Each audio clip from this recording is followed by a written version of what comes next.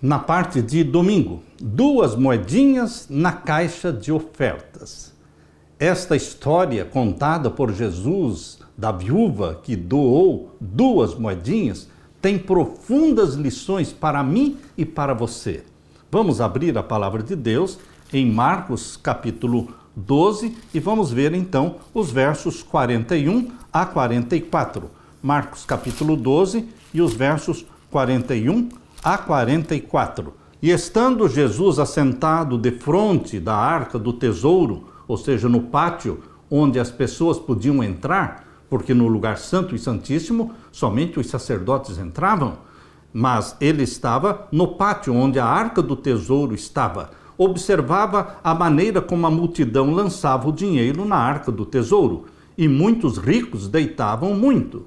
Vindo, porém, uma pobre viúva deitou 2 pequenas moedas que valiam 1 quadrante. E chamando os seus discípulos, disse-lhes: em verdade vos digo que esta pobre viúva deitou mais do que todos os que deitaram na arca do tesouro, porque todos ali deitaram do que lhes sobejava, mas esta, da sua pobreza, deitou tudo o que tinha, todo o seu sustento. Jesus valorizou a ofertinha da viúva pobre, porque ela deu com sacrifício. Ela não deu daquilo que lhe sobrava, mas deu com sacrifício.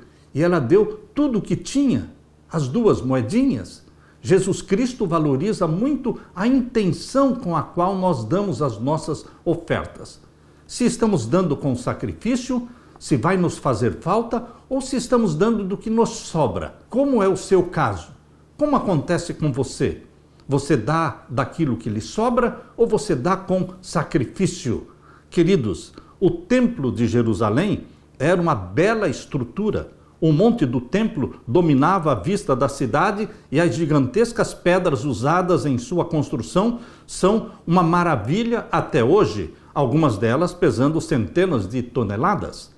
A remodelação e expansão do templo e do monte do templo começaram no reinado de Herodes o Grande, por volta do ano 20 a.C., mas a construção levou em torno de 40 anos embelezando a estrutura, e isto foi até o ano 60 depois de Cristo. Muitos levavam grandes ofertas para depositar em um dos 13 baús localizados no pátio das mulheres, próximo ao templo. Era lá que Jesus estava sentado quando viu uma viúva se aproximar e colocar 2 moedinhas de cobre. 2 moedinhas de cobre. Queridos, portanto, a oferta daquela viúva foi bem pequena. Jesus ficou impressionado com a oferta dela. Pessoas ricas depositavam grandes somas, mas ele não comentou a respeito dessas doações dos ricos. Contudo, a oferta da viúva despertou o elogio de Jesus, que disse que ela havia doado mais do que todos os outros. Como era isso possível? Jesus observou que eles deram da sua abundância, mas ela, a viúva, deu da sua pobreza.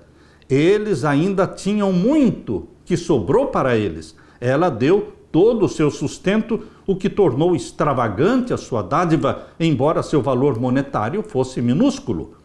Essa história da viúva pobre contém uma lição profunda para você e para mim. Doar para a causa de Deus não depende das ações dos líderes para ter validade. A liderança religiosa do templo era corrupta naquele tempo. Lembre-se que a história também se repete hoje. A liderança religiosa do templo, naquele tempo, era corrupta. Mas, apesar disso, Jesus não ensinou que as ofertas poderiam ser retidas.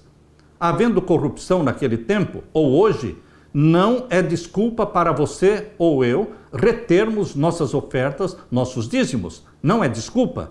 Se já houve líderes religiosos corruptos, os daquela época estavam entre os piores.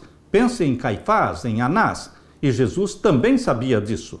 É verdade que os líderes têm a responsabilidade sagrada de usar os recursos de acordo com a vontade de Deus, mas, mesmo que o não façam, aqueles que doam para a causa de Deus ainda serão abençoados em suas doações, como aquela mulher viúva foi abençoada. Por outro lado, se retermos o dízimo ou as ofertas, quando os líderes cometem equívocos, enganos ou desvios, ou quando são corruptos, isso significa que estamos vinculando a doação às ações deles, em vez de entregar em agradecimento a Deus. Por mais tentador que seja fazer isso, está errado. Deveremos doar. Se alguém desviar, se alguém for corrupto no uso dos dízimos das ofertas, o pecado será daquela pessoa. Mas você não vai justificar o seu pecado de reter o dízimo ou as ofertas por causa do pecado do outro. Quando nós somos fiéis, Deus registra no céu a nossa fidelidade. Não importa o uso que fizeram daquele dinheiro que nós doamos. Nossas doações são registradas no céu, independentemente do uso que farão dela. Deus considera a sua intenção, o seu coração ao doar. Qual é a importância de ser fiel nas contribuições para a obra do Senhor? Faça um plano de fidelidade a Deus no santo dízimo, 10% das suas entradas. E faça um plano também de pacto, uma oferta em porcentagem. Eu tenho um plano de porcentagem para as minhas ofertas. O dízimo já vem estabelecido por Deus, 10%.